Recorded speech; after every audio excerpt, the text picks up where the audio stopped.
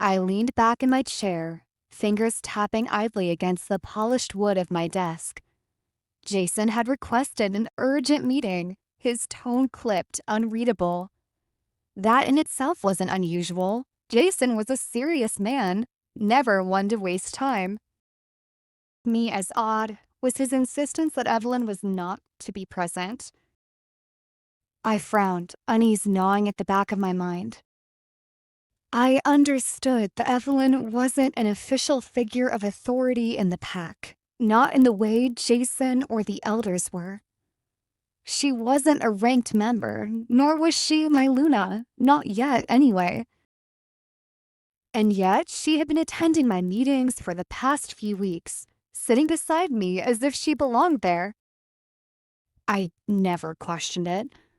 I never saw a reason to. As long as my work got done, as long as my decisions were made without delay, I didn't care who sat in the room with me. Evelyn's presence didn't bother me. At least that's what I told myself. Yeah, right, my wolf sneered, his voice curling through my mind. She has no right to be there. You don't allow your wife to join these meetings, yet you allow Evelyn? Does that mean Evelyn's presence doesn't affect you, but Olivia's does? My jaw tightened at his words. Can we focus on the task at hand? I shot back, not in the mood to entertain his usual antics. Oh, sure, my wolf said mockingly. It's my fault that you focus on everything but our mate. My muscles tensed. My wolf had been relentless ever since Olivia was thrown into the dungeons. Every time I shut him out, he clawed his way back in, snapping at my defenses. I'm serious this time, I growled. Why did Jason specifically mention Evelyn? Why did he make it a point that she shouldn't attend? My wolf huffed, unimpressed. Because he's finally using his damn head. And I'm glad he doesn't trust her, because neither do I. I stilled. You think Evelyn is lying? I think you should be asking why she's so desperate to be involved in pack affairs in the first place. I let out a slow breath, rubbing my temples. She was gone for 5 years, Wolf. Maybe she just wants to reintegrate herself into the pack. And maybe she's making sure she stays one step ahead of you. I shook my head. My wolf was getting out of control. Evelyn had been through a lot. I owed her my life. Didn't I? A knock at the door pulled me from my thoughts. Jason? I straightened, pushing the conversation with my wolf to the back of my mind. But even as Jason stepped inside, a nagging thought lingered in the shadows of my mind. Why did he really not want Evelyn here? Jason wasted no time. The moment he stepped into my office, he went straight to the point. The patrol shift that night, he said, his voice steady but laced with something sharp. There was a last-minute change. I frowned, leaning back in my chair. So? Jason's eyes locked onto mine. Evelyn was the one who suggested it. A chill ran down my spine. It was such a small detail, something I had dismissed at the time. Evelyn had come to me, concern etched onto her face, speaking about how exhausted the warriors were. She suggested that a shift change would allow them more rest, and I had agreed without giving it much thought. See, that's why I was saying Jason knew how to use his head, but not you.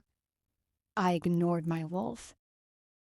But now, as Jason's words sank in, the memory replayed in my head with new clarity.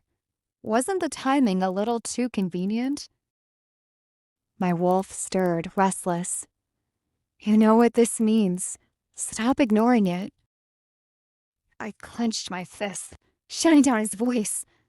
No, it meant nothing. Evelyn had always been thoughtful, always trying to help the pack. There had to be another explanation. Jason continued, his tone more insistent. James received a mind link earlier. One of the warriors reported something interesting. I narrowed my eyes. What? Jason hesitated for a fraction of a second, then said, he claims he saw someone that night, someone resembling Evelyn, entering Elder Alyosha's chambers that night. A heavy silence filled the room. I felt my stomach tighten, a deep unease settling in my chest. No, that's impossible. Evelyn had given her testimony. She had seen Olivia enter Alyosha's chambers, and no one had seen her leave. Everything pointed to Olivia's guilt. And yet, I exhaled slowly, gripping the edge of my desk. This information doesn't leave this room. Jason's eyes darkened. Dominic. I said it doesn't leave this room, I snapped, my voice harder now. I wasn't ready to entertain the possibility that everything I believed might be wrong, that I might have condemned the wrong person. Jason's jaw tightened, but he nodded. Then at least release Olivia. You know this doesn't add up. She shouldn't be locked up when there are still unanswered questions.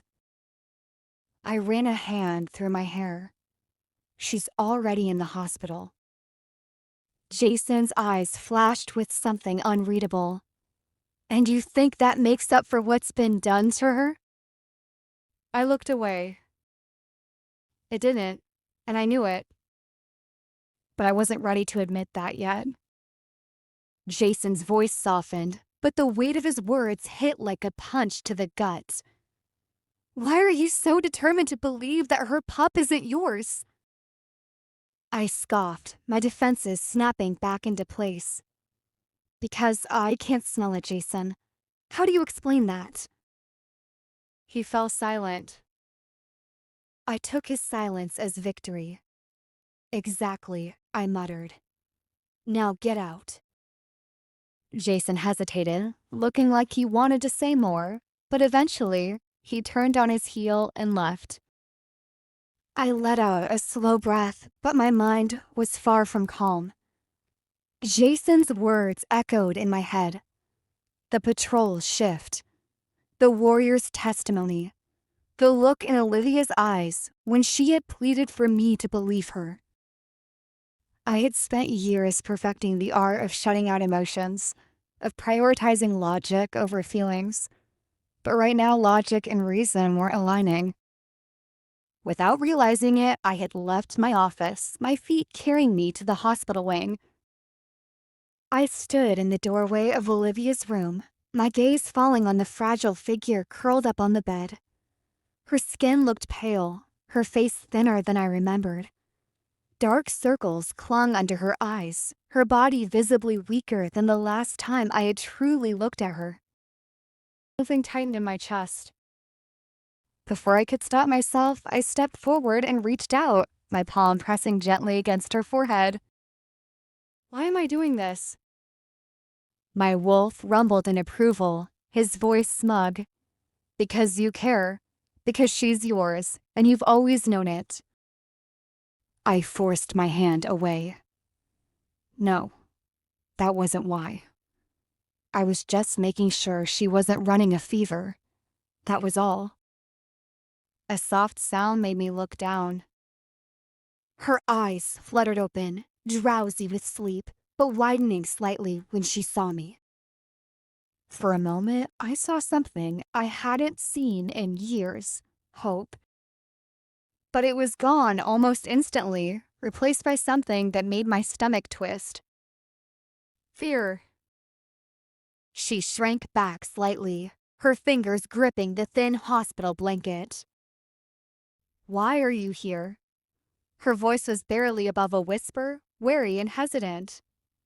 Did I do something wrong again? The way she asked it. So small. So broken. like she expected that whatever reason I was here, it was to punish her. I felt something deep inside me crack. She was afraid of me. And worse, for the first time in years, I wasn't sure if I deserved anything else. A soft, warm touch brushed against my forehead. For a moment, I thought I was dreaming. The sensation was unfamiliar, a stark contrast to the cold, harsh reality I had been living in. And through my hazy vision, I saw him. Dominic. He was leaning over me, his large calloused hand pressed against my forehead as if checking for a fever. His face was close, too close, and for just a heartbeat, I forgot everything. I forgot the pain. I forgot the pain. I forgot the dungeon.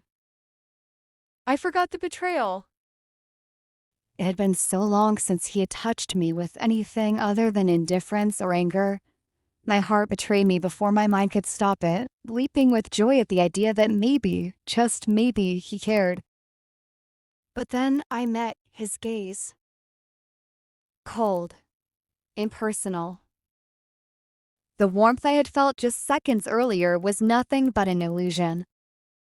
He wasn't touching me out of concern. He wasn't here for me.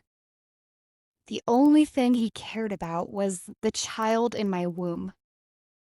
How could I forget that again and again when he had clearly said that he only worried about the baby and not me? I felt my stomach twist with shame at my foolish hope. How many times was I going to make the same mistake? How many times did I allow myself to believe there was still a place for me in his heart? Instinctively, I curled up slightly, pulling the blanket closer to myself as if it could shield me from the invisible distance between us. My voice came out small, hesitant. Did I do something wrong again? I hated how weak I sounded. I hated that he had made me this way. Dominic didn't answer right away. Instead, he studied me for a long moment, his expression unreadable. And then, his next words caught me completely off guard. Olivia, he said slowly, as if testing the weight of my name. Did you really have nothing to do with Elder Alyosha's death? I sucked in a breath. He was asking me. Really asking me. I was with him that night. Yes, I visited the elder, but only for a brief period, and he really thought that in that amount of time I could have killed him and come out without anyone noticing. For the first time, he wasn't throwing accusations. He wasn't condemning me before I could defend myself. A flicker of something hope bloomed inside me. I opened my mouth, ready to nod, to swear to him that I had nothing to do with it, that I had never hurt the man who had saved me, that no matter how much I had suffered in this pack, I would never be capable of something so monstrous. But before I could get a single word out, Dominic? A familiar voice sliced through the fragile moment like a blade. I turned my head toward the doorway. There she was. Evelyn. Always there, always behind Dominic. I should have known that he wouldn't come alone to see me. Dressed in a soft flowing gown, her hair styled effortlessly to give the appearance of someone delicate, fragile, vulnerable. The perfect act. Her sharp eyes flickered between Dominic and me, and in that moment, I knew exactly what she was thinking. She didn't like what she saw, especially after that clear warning. But I had no time to react before she did what she did best. She played the victim. Her breath hitched, and just like that, tears began streaming down her face, her lower lip quivering as if she had just walked in on something terrible. I'm sorry, she whispered brokenly. I didn't mean to interrupt. I nearly laughed. What a joke! I had seen this performance 1,000 times before, but it never ceased to amaze me how effortlessly she could switch from manipulator to poor wounded girl in an instant. I clenched my fists beneath the blanket, my nails digging into my palms as I forced myself to stay silent. Evelyn turned to Dominic, sobbing as she spoke. I was just worried about Olivia. I wanted to check on her. She's carrying your child after all. But I see that you're already here. My stomach churned at her fake sincerity. She looked at me then, her golden eyes shimmering with false kindness. I really hope you're feeling better, Olivia. I know this must be so hard for you. The bile rose in my throat. I turned away from her, refusing to acknowledge her presence. But she wasn't done. With a soft sniffle, she shifted closer to Dominic, tilting her head up at him as if seeking comfort. Dominic, she whispered, every time I close my eyes, I can still feel it, the torment of the wolf poison running through my veins, the pain, the helplessness, the beatings, the humiliation. They told me I would never be a true Luna, that I would never belong. Her voice cracked at the end, and I watched as Dominic's entire body stiffened. I already knew what was coming next. His face softened. His cold, unreadable mask crumbled, replaced with sympathy. The way he looked at her, concerned, guilty, protective, was something I had never seen directed at me. My heart twisted violently, but I forced myself to keep my expression blank. He moved before I could blink, stepping away from me and toward her without hesitation. I watched as he reached out and took her hand. Gently, affectionately, Like it was second nature to him. like I had never existed. And then, without looking back, without sparing me so much as a second glance, he led her away.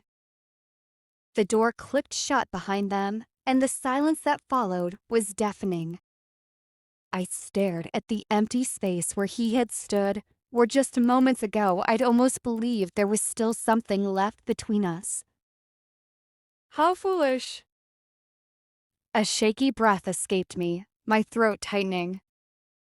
So, he was capable of caring for someone after all. It was just never going to be me. Slowly, I placed a trembling hand over my belly. And at last, after holding them back for so long, the tears came. As I dropped Evelyn back into her room, she leaned into me, her delicate arms wrapping around my neck, her breath warm against my skin. Her body trembled slightly as if she were barely holding herself together. I had seen her like this before, fragile, vulnerable, as if she might shatter if I let go. I knew that I mattered to her the most.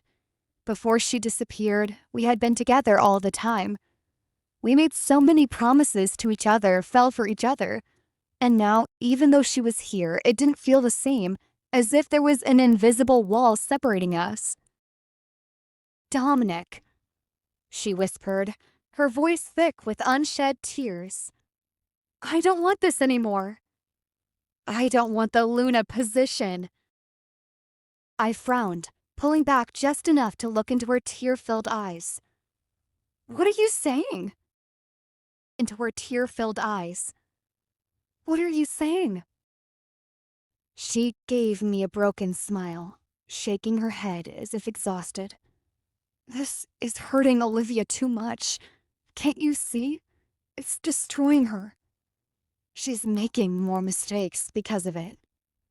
A tear slipped down her cheek. I can't do this anymore. I think it's best if I leave. An uneasy feeling twisted in my gut. She wanted to leave? No, I couldn't let that happen. I gripped her shoulders, holding her steady. Evelyn, stop. You are important to this pack, whether you take the Luna position or not.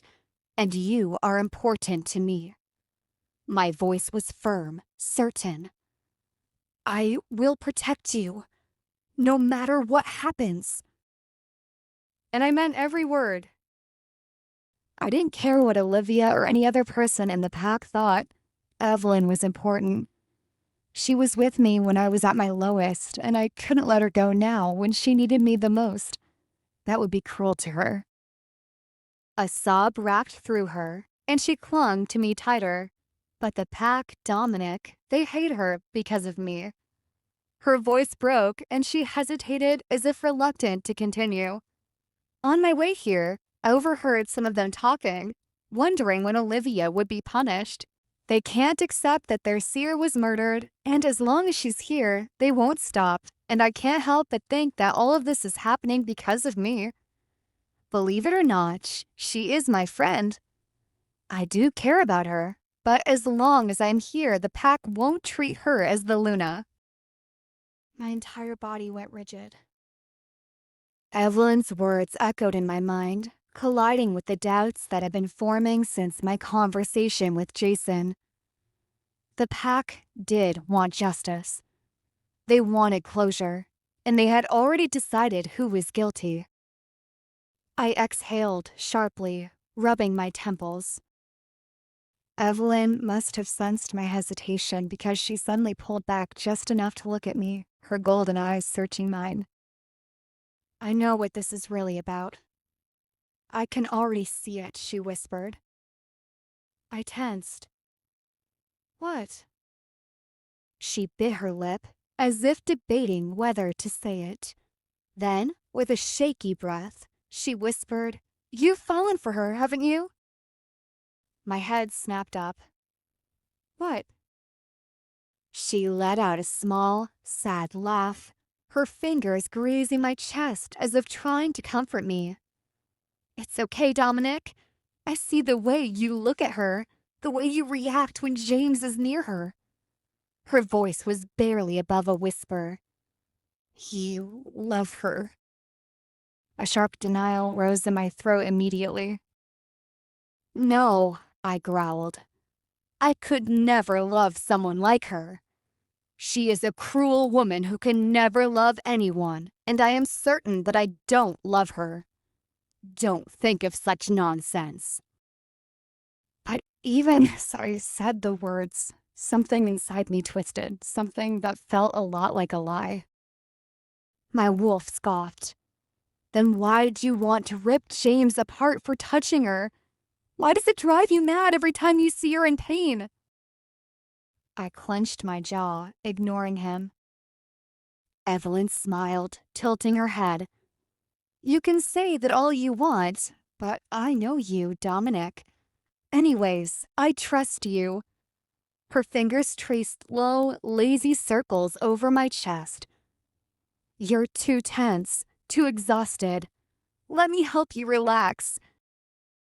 I stiffened as she trailed her hands lower, her fingers brushing against my belt buckle. For a split second, the familiarity of it pulled me in, the years of longing for her, of waiting for this moment when we could finally be together again. But something was wrong. The way she touched me now, it felt wrong.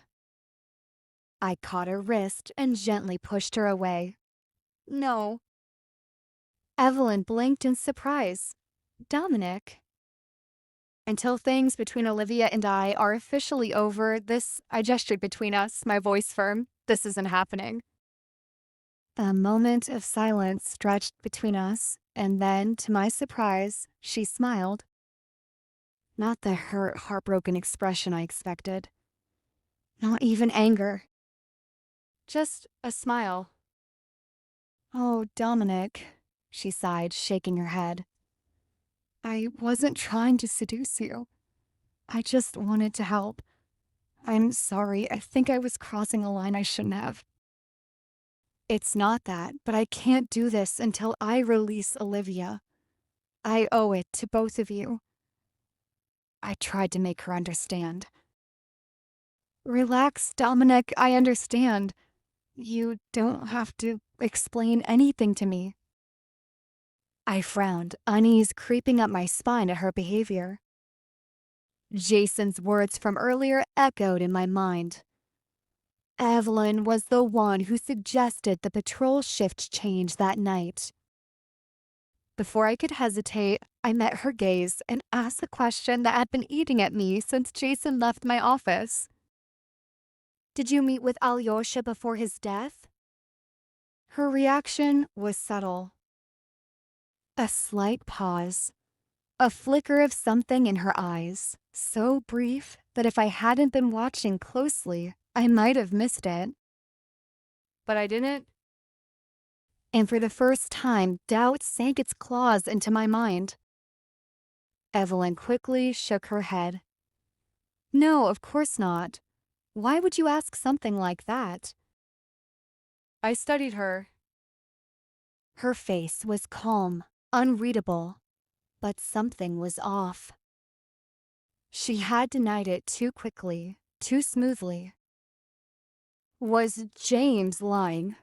Was the rumor about Evelyn sneaking into Alyosha's chambers just a ploy to clear Olivia's name? I didn't know what to believe anymore. Before I could press the matter further, a sharp voice echoed through my mind, my beta's mind link. Alpha. His tone was urgent. We've captured the Omega servant who is caring for Elder Alyosha. She was caught trying to flee the Pack's borders. My brows furrowed. Why would she run? My pulse quickened. She must have known something. Or worse, she was running because someone had told her to. My gaze flickered back to Evelyn. She was still watching me, still smiling. But for the first time, I wasn't sure if I was looking at the woman I had once loved, or at the woman who had deceived me all along. Dominic's room. The interrogation room was dimly lit, the air thick with tension. The Omega servant sat trembling in the metal chair across from me, her hands gripping the hem of her ragged dress so tightly that her knuckles had turned white. I stood before her, arms crossed, my presence looming over her. The weight of my dominance filled the room, pressing down on her like an unseen force. She flinched under my gaze, her breathing shallow and uneven. She knew why she was here. She had tried to flee the Pack's borders, and now I wanted to know why. Look at me, I commanded, my voice low but sharp. She hesitated before slowly lifting her head, her eyes darting around as if searching for an escape. Her entire body trembled. Omegas were naturally submissive to authority, but this was something else. This was fear. Why were you trying to run? I asked, my tone even controlled. Her lips parted, but no words came out. Her gaze flickered to the guards at the door, as if debating whether they would intervene if she refused to speak. I leaned in slightly, watching her closely. I don't have time for games. If you know something about Elder Alyosha's death, you need to speak now. She swallowed hard, shaking her head. I can't, she whispered, her voice barely audible. I narrowed my eyes. What do you mean you can't? Tears welled in her eyes. If I say anything, they'll kill me. My stomach twisted. Who? I demanded, my voice sharper now. She shook her head violently, her entire body shuddering. I can't. Please, Alpha, if I talk, I won't live to see another day. Her fear was real, palpable. But I needed the truth. I exhaled slowly, then took a step closer. The weight of my aura intensified, pressing against her fragile frame. Her body stiffened, her breath catching in her throat. "I am your alpha," I said, my voice laced with command. "And I command you to speak the truth." She gasped sharply, the force of my words making her grip the chair as if she might collapse. Omegas were too weak to resist an alpha's command. It was an undeniable, inescapable order. "If you refuse to speak," I continued coldly, "then you will die here for defying me." Her breath came out in strangled gasps, her body trembling like a leaf in a storm. The internal battle within her was clear, the primal instinct to obey clashing with the terror of revealing whatever it was she had been hiding. And then she broke. Tears streamed down her face as she sobbed, her will shattering under the weight of my command. "I saw her," she choked out. "I saw Evelyn enter Elder Alyosha's chambers that night." A sharp, unnatural silence filled the room. My heart pounded in my chest. "What did you just say?" She sucked in a shaky breath, her voice cracking.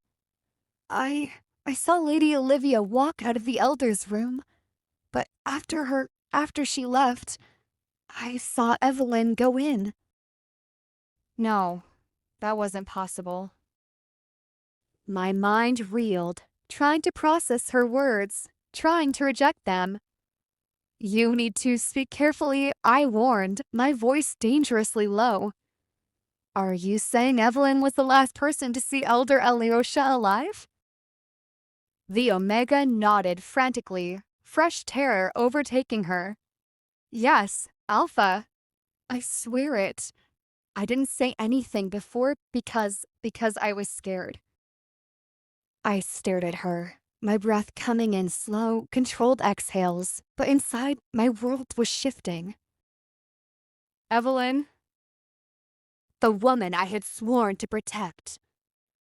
The woman I had trusted above all else. She'd been the last person in Elder Alyosha's chambers before his death.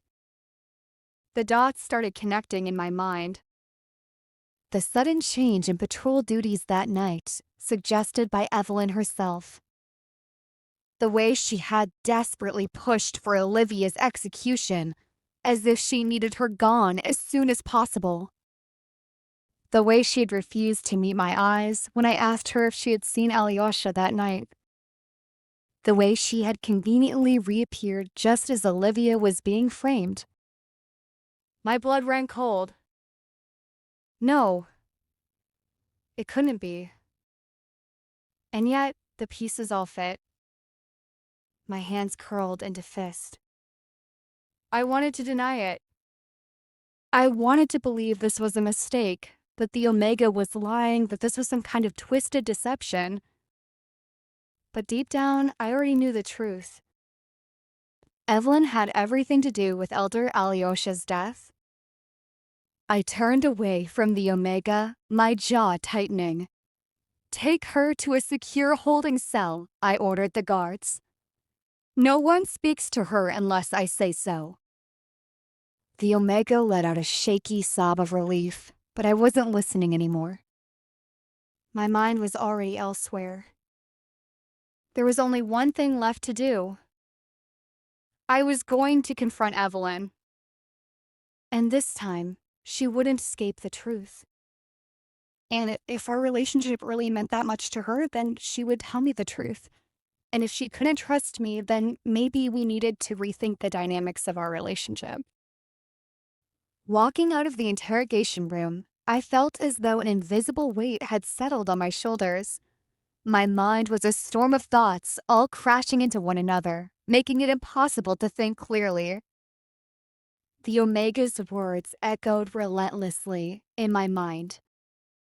I saw Evelyn enter Elder Alyosha's chambers that night. I still struggled to believe it. Evelyn, gentle, kind Evelyn, was capable of murder? But I needed to know the truth. I searched for her, my movements brisk, my patience thin. The longer I let this uncertainty linger, the more restless my wolf became. He prowled inside my mind, his instincts flaring with unease. Finally, I found her.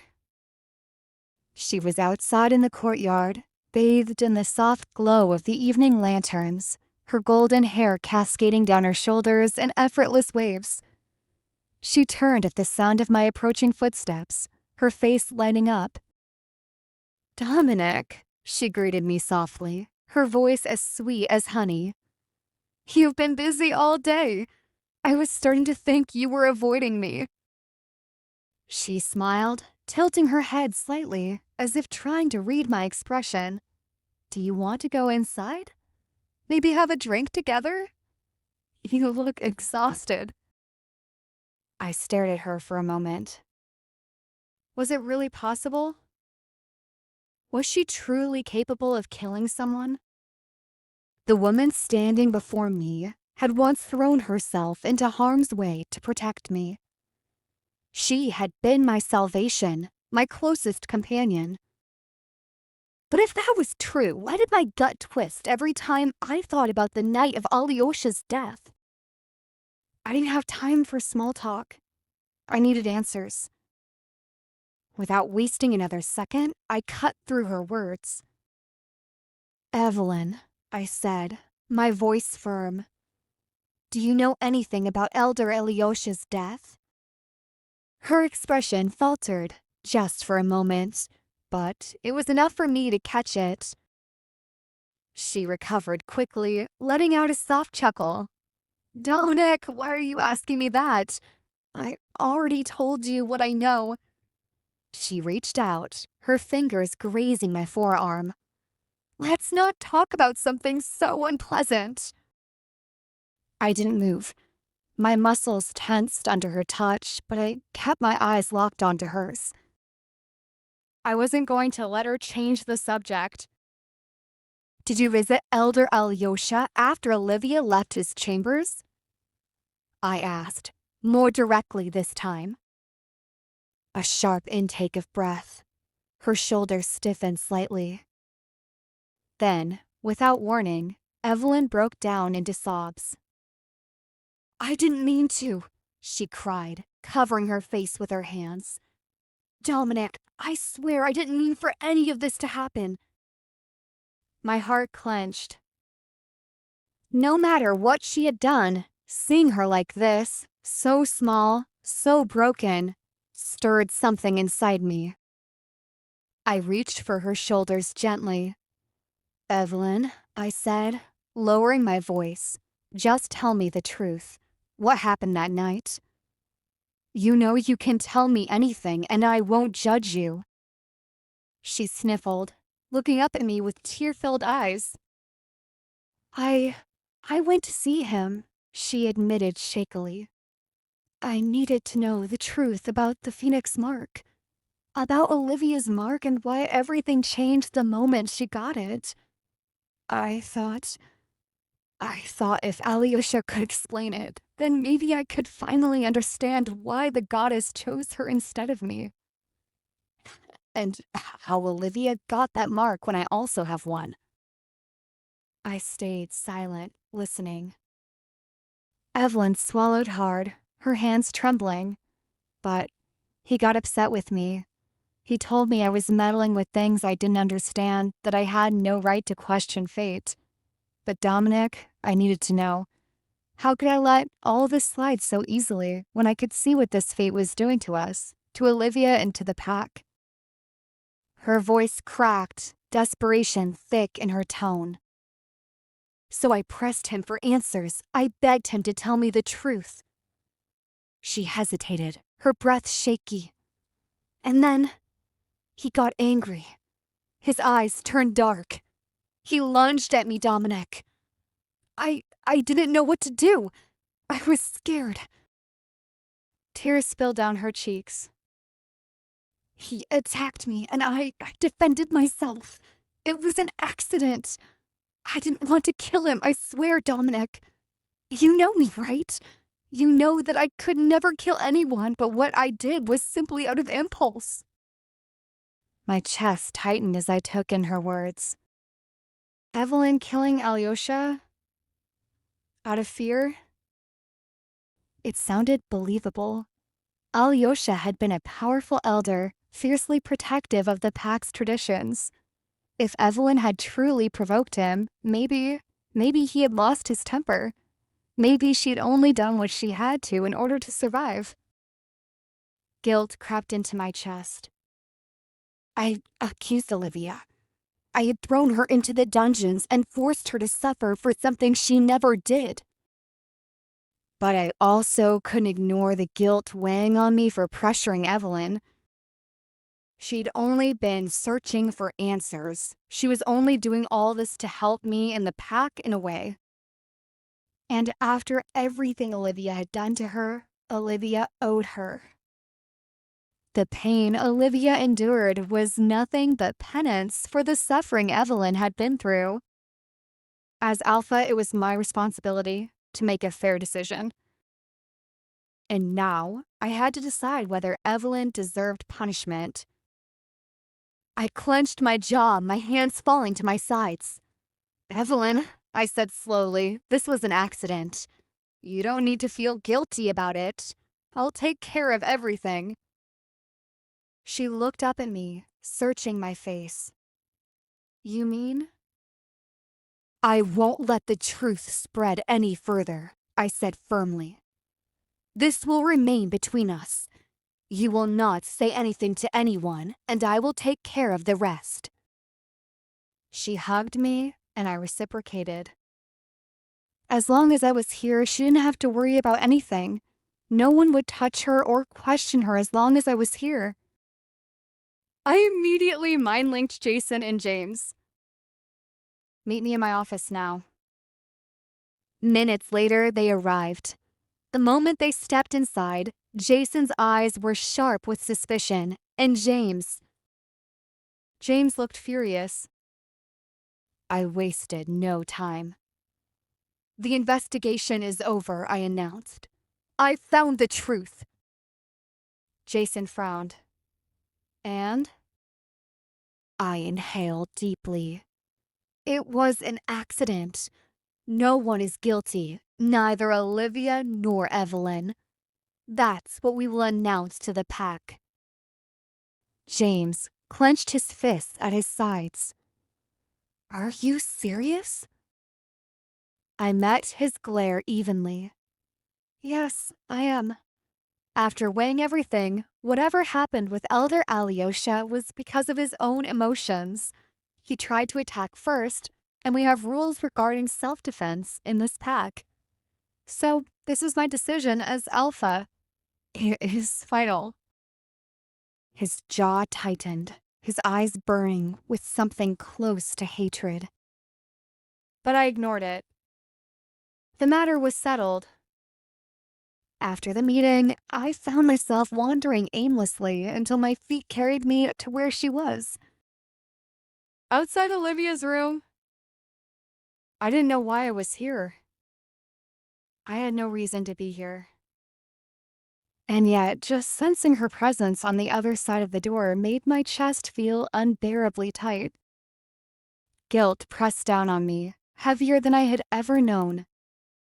I wasn't sure if it was okay to see her and face her. "Coward," my wolf scoffed, his voice dripping with disgust. "You're too afraid to see what you've done to her." I clenched my jaw. "Shut up."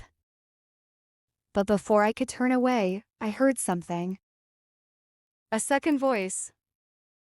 "James." He was inside her room.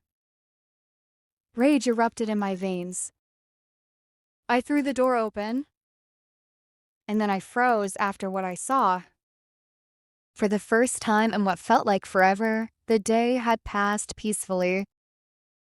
Despite everything that had happened, the accusations, the suffering, the endless humiliation, there was no new torment awaiting me today. No cold glares from the pack, no sharp words from Dominic, no forced interactions with Evelyn. And I relished the quiet. Evelyn had spent most of the day flaunting her relationship with Dominic, making sure I noticed every lingering glance, every affectionate touch, and every whispered conversation. But I had long since stopped reacting to her provocations. Her words, her opinions, her existence, none of it mattered to me anymore. And perhaps to her dismay, Dominic hadn't visited me all day either. His absence seemed to frustrate her just as much as it relieved me. Without him near me, Evelyn had less reason to come either, allowing me to finally enjoy my own company without being subjected to her deceitful sweetness. By the time the sun dipped below the horizon, I was more at peace than I had been in weeks. And then James walked in. A genuine smile spread across my face as soon as I saw him. Unlike so many others, he didn't look at me with disdain or suspicion. He didn't regard me as a criminal or a burden. Instead, his expression was warm, filled with something I had been starved of, genuine concern. "How's my patient doing?" James asked, stepping closer to my bedside. I let out a small sigh, leaning back against my pillows. "Better," I admitted. Surprisingly, today was quiet. I had no unexpected visits, no interrogations, no insults. James quirked a brow. "No, Evelyn?" I smirked. Only for a little while. She seemed too busy sulking over the fact that Dominic never visited me today. James let out a low chuckle. That must have bruised her ego. I grinned, but it faded slightly as I looked at him. But enough about me. Why are you here, James? He placed a hand over his heart in mock offense. "What, I can't visit my favorite little sister?" I rolled my eyes. "James, I'm your only little sister." "Exactly," he said with a smirk. "But actually, I came because I wanted to give you a reason to be happy today." I blinked. A spark of excitement flared in my chest, something I hadn't felt in so long. "What is it?"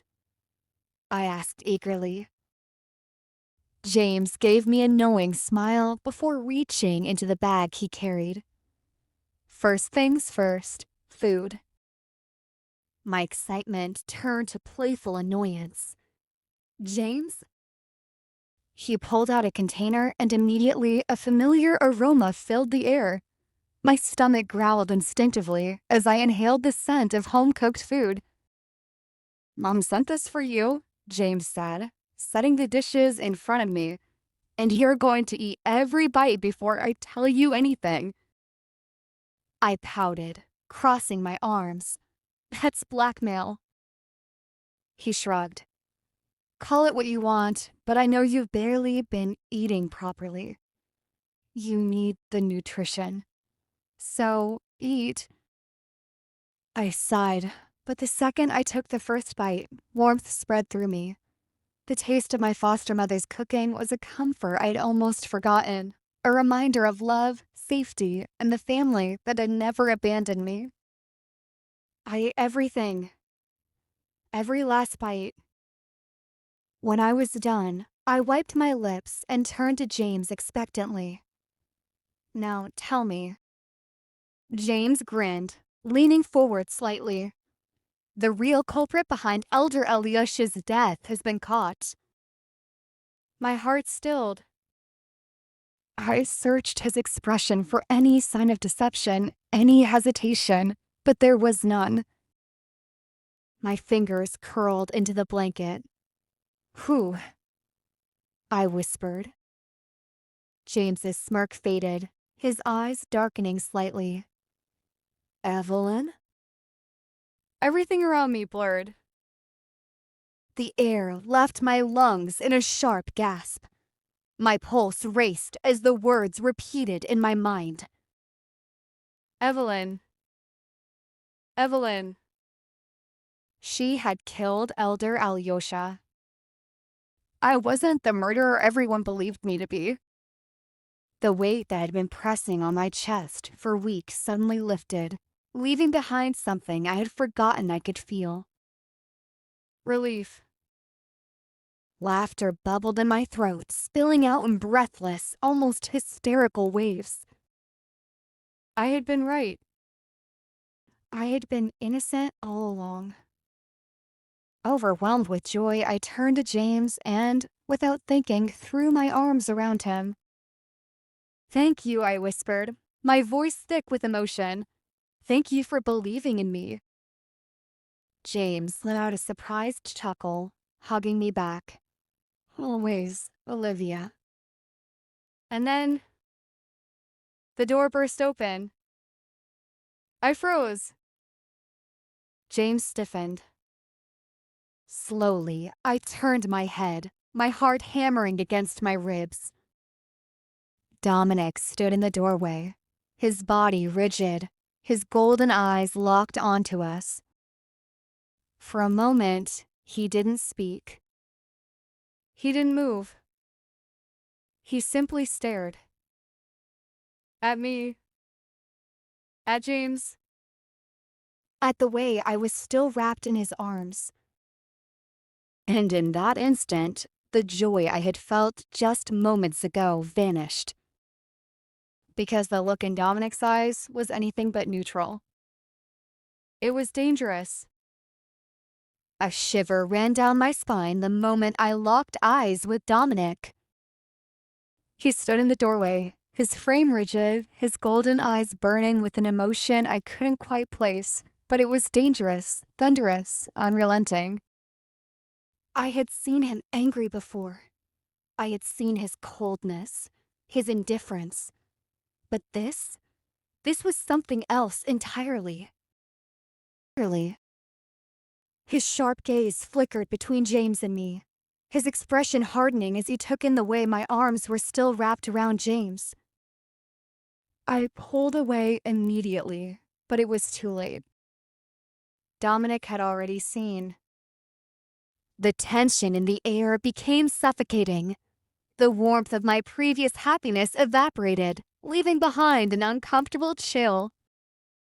A slow smirk curled on Dominic's lips, but there was no amusement in it, only mockery.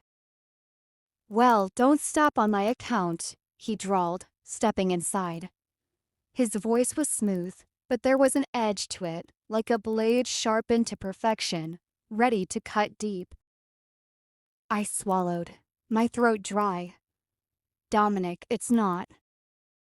He held up a hand, silencing me. No need to explain, Olivia, he said, tilting his head slightly. It's clear that I walked in on something personal. James tensed beside me. "Watch your words, Dominic." Dominic let out a low chuckle, but there was no humor in it. "My words?" His gaze darkened as he turned his attention back to me. "Forgive me, James, but I never expected my wife to be so eager to move on." I stiffened. My wife. The words felt like a slap to the face, a cruel reminder of the title I still held but never truly possessed. Anger simmered beneath my skin, mixing with the lingering fear. How dare he? But before I could say anything, James spoke first. "Move on," James scoffed, shaking his head in disbelief. "Are you serious, Dominic? Olivia is like my sister. We grew up together. I've never seen her as anything but family." Dominic's smirk deepened, his gaze turning condescending. "Family?" he repeated mockingly. "Last I checked, you're not related by blood. So tell me, James, what exactly does that make you?" The insinuation in his voice made my stomach churn. It wasn't just a taunt. It was an accusation. A cold, disgusting accusation against my character?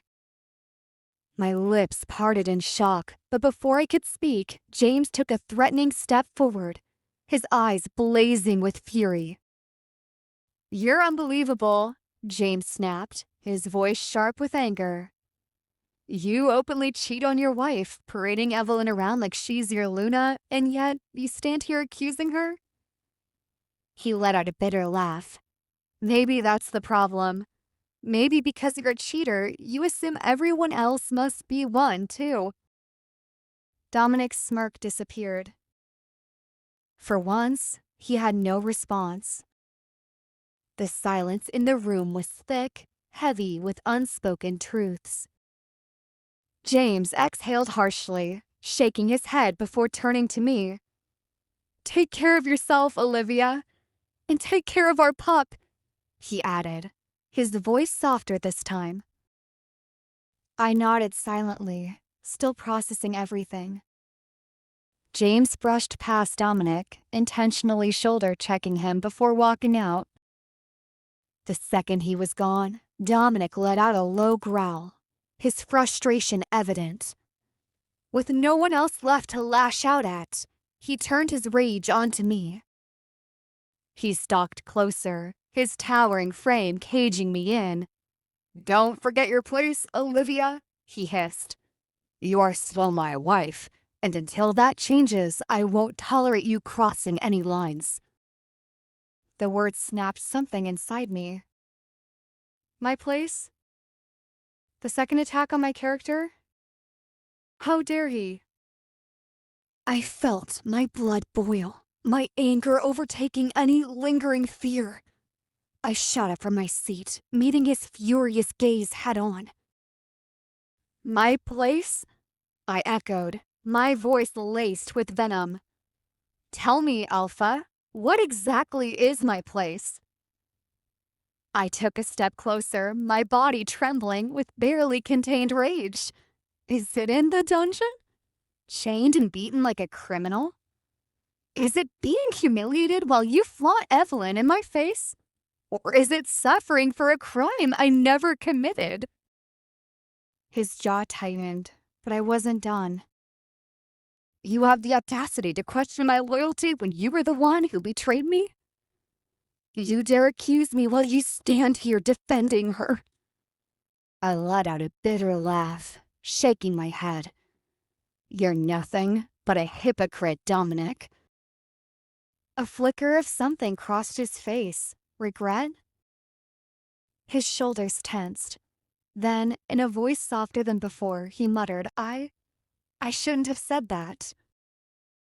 I stared at him, my chest rising and falling rapidly. "Was that an apology?" "I'll make it up to you," he added, stepping closer, his voice low, almost gentle. "I promise." I almost laughed. But then, a sharp, stabbing pain tore through my abdomen. I gasped, clutching my belly as my knees buckled. "Olivia." Dominic caught me before I could collapse, his arms strong around me. His golden eyes, once filled with anger, were now flooded with something I never thought I'd see again: panic. His hands trembled slightly as he guided me back to the bed. "What's wrong? Where does it hurt?" His voice was urgent, desperate. I barely heard him over the sharp waves of pain. My breath hitched, and I instinctively cradled my stomach. "The baby." I forced myself to take deep, steady breaths. Through the pain, through the confusion, one thought stood out in my mind. The pup needed Dominic's mark. I clenched my jaw, gathering every ounce of courage I had. Then, before I could second-guess myself, I reached up, grabbed the collar of his shirt, and pulled him down. And then I kissed him. His body tensed against mine, his breath hitching in shock. But I didn't care. This wasn't about him. This wasn't about us. This was about our child. And I reminded myself over and over again, this is only for the baby. Nothing else.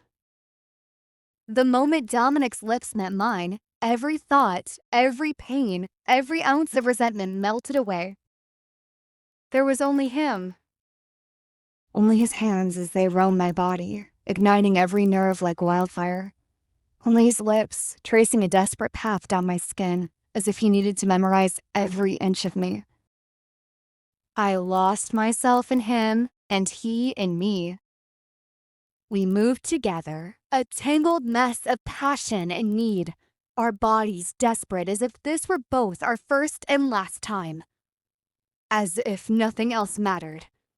As if we had never known pain, betrayal, or heartbreak. Each kiss was a silent confession. Each touch a plea. A prayer. And for those fleeting moments, I believed in it. I believed in us. By the time we finally collapsed into each other, breathless and spent, I lay nestled in Dominic's arms, listening to the steady rhythm of his heartbeat. His warmth surrounded me, his strong arms wrapped protectively around me, and for the first time in forever, I felt safe. The baby shifted inside me, settling, and a soft smile played on my lips. Dominic pressed a lingering kiss to my forehead, his hold on me tightening slightly. "I'll protect you," he murmured against my skin. "You and our child. I'll keep you safe within the pack." Something in his voice, his certainty, his promise made me believe him. Made me want to believe him. For a single, fragile moment, I allowed myself to hope. Maybe this was the turning point. Maybe now he finally saw the real me. Maybe now that all the misunderstandings were behind us, we could move forward. Maybe now he knew I was innocent. Maybe he could finally love me. I lifted my gaze to meet his, searching for the truth in his golden eyes. "Dominic," I whispered hesitantly, "now that there's a witness, now that we know Evelyn killed Elder Alyosha, what do you plan to do with her?" The words had barely left my lips before his body tensed against me. His golden eyes darkened, the warmth in them disappearing as if it had never been there at all. "Enough, Olivia." I frowned, pushing up slightly to look at him. "Enough?" His jaw clenched. Elder Alyosha's death was an accident. I stiffened. "No one is at fault," he continued, his voice firm, unwavering. I stared at him in disbelief, my heart pounding painfully in my chest. He knew. He knew Evelyn was the one who killed Alyosha. Yet he was protecting her. My throat tightened as a deep, unbearable pain spread through me. "You're defending her?" I whispered. "Even after everything?" Dominic let out a heavy breath, sitting up. "This conversation is over, Olivia." "No," I shot back, sitting up as well, my anger bubbling to the surface. "We're not done." His eyes flickered with warning. "Drop it." I shook my head, my hands trembling. "Do you even hear yourself? I was thrown into a dungeon for a crime I didn't commit. I was tortured, humiliated, made to suffer while she walked free. And you," my voice wavered, "you let it happen." Dominic ran a hand through his hair, clearly frustrated. "You're making this bigger than it needs to be." I let out a hollow laugh. "Oh, I'm sorry. I didn't realize that being accused of murder and nearly losing my child weren't a big deal to you." His eyes flashed with irritation. "You think this is easy for me?" "Easy?" I repeated, my voice rising. "You still love her, don't you?" Silence. His lack of response was answer enough. Tears burned in my eyes, but I refused to let them fall. "You'll never see me, will you?" My voice cracked, but I pushed through. "No matter what I do, no matter what I prove, you will always choose her."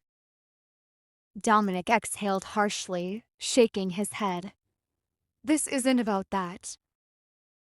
"Then what is it about?" I demanded. His gaze hardened, and then, as if he was reaching for a lifeline, he said something that shattered whatever was left of my faith in him.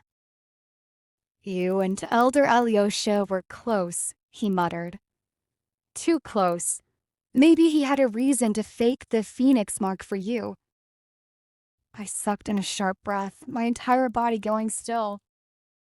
My ears rang. My mind went blank. What? Dominic looked at me then, and for the first time, I didn't see my mate. I saw a man who would never believe me. A man who would always suspect me. A man who would never love me.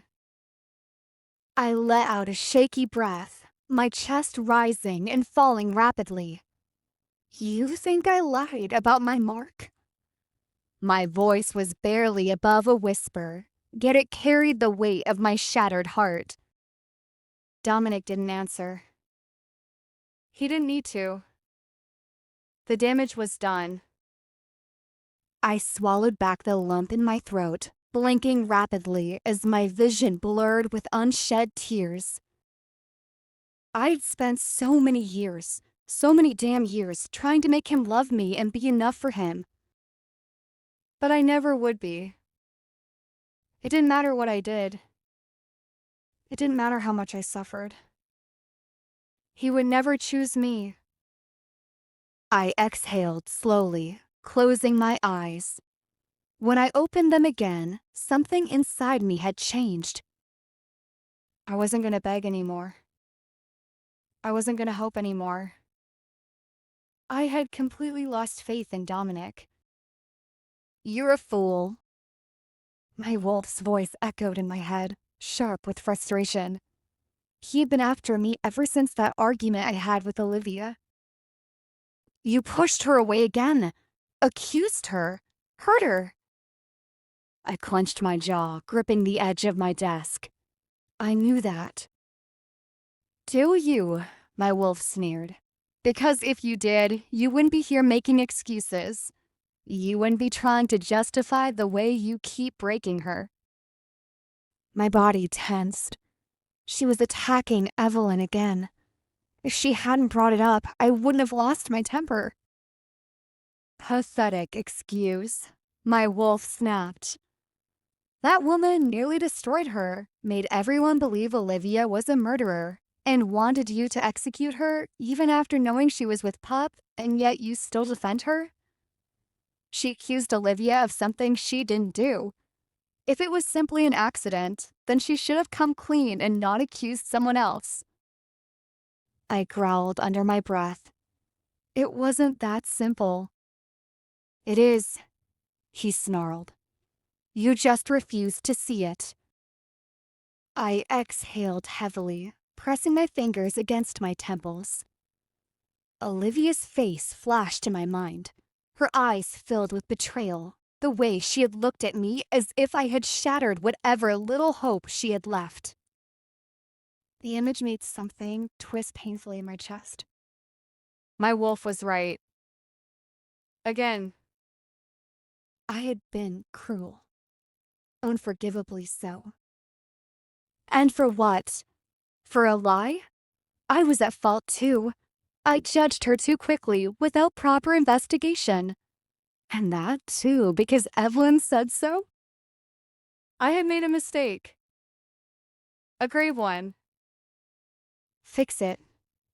Before it's too late. I sighed. I would. I wasn't good with words, not when it came to Olivia, but maybe I could show her. I could only think of one thing at the moment. And so, I found myself at the most upscale restaurant in the pack, a place I once frequently visited with Evelyn. A bitter taste filled my mouth at the thought. That part of my life was over. It never should have existed in the first place. I spoke with the owner, asking him to prepare something special, a night that Olivia would remember. He nodded eagerly, agreeing without hesitation. Now all I had to do was get Olivia to agree. I arrived early on the day of her discharge with flowers in hand and wearing my best suit. When I walked into the hospital room, Olivia looked at me with a mixture of shock and suspicion.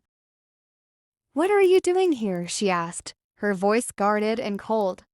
Something I wasn't used to hearing. I ignored the sharp stab of guilt in my chest. "I came to take you home," I said simply. Her lips pressed into a thin line. "I can manage on my own.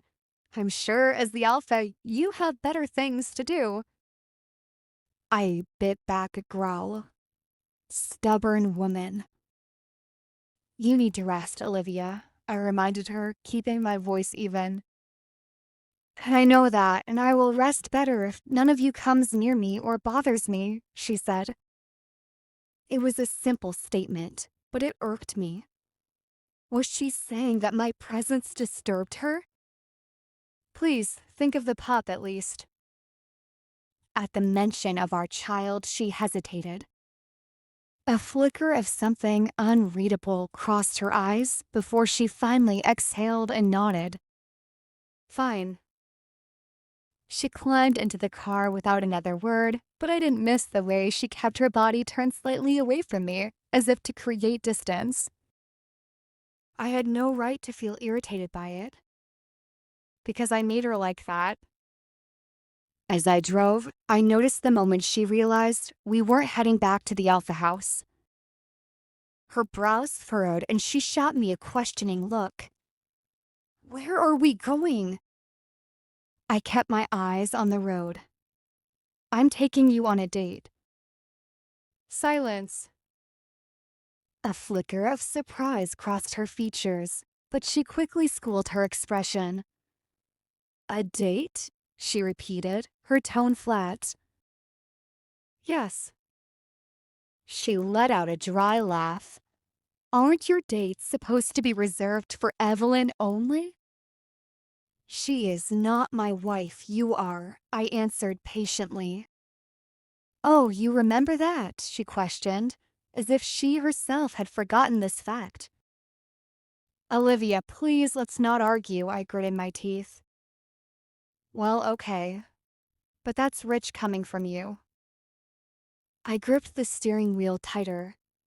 "Olivia." "Why?" she cut me off. "What exactly are you trying to prove?" I inhaled deeply, trying to steady my temper. "Nothing. I just—" I exhaled sharply. "I just want to do something for you." She stared at me for a long moment before turning her gaze out the window. Whatever. I wasn't sure if that was an agreement or not, but she didn't fight me. That was enough. Yet, as I glanced at her again, something else caught my attention. She had lost weight. A lot of weight. A deep frown settled on my face. Had she been eating properly? Had she been struggling all this time while I had been too blind to see it? Guilt slammed into me like a wrecking ball. She was carrying our child, and I had been too consumed with my own damn pride to notice how much she was suffering. I tightened my grip on the wheel.